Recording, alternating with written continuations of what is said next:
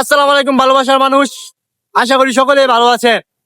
টঙ্গী থেকে সাভার যাওয়ার পথে আমি একটা আন্টিকে দেখলাম। আমি প্রথম ভাবছি পাগল, পরে দেখি পাগল না। চলেন কথা বলা যাক। আন্টি, এগুলো কি আপনার? কাক বড় বুকে পরে আপনার নাকি? পরে পরে এগুলো বেচবেন না?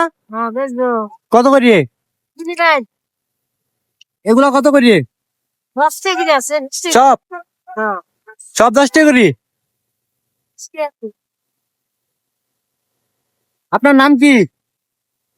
মানতে আছে জি, ভাই আমি সবগুলা নিব, সবগুলা নিব। ফুলানি বাইকে একটা ফেরে নি না না, আমি নিলে সবগুলাই নিব,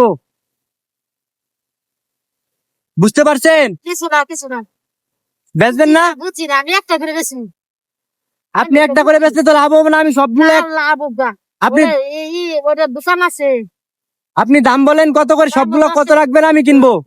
বেচবেন না? এই যে হচ্ছে সামনে থেকে নিয়ে যা পুরো সামনে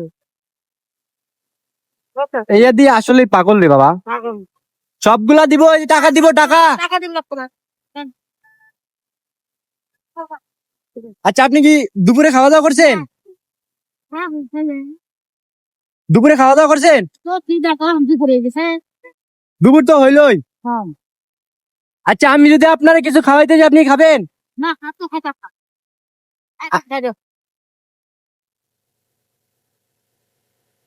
ইয়া কি অবস্থা ভাই। আমি পাগল দেখে আমি মনে করছিলাম পাগল, পরে দিয়ে আসলেই পাগল।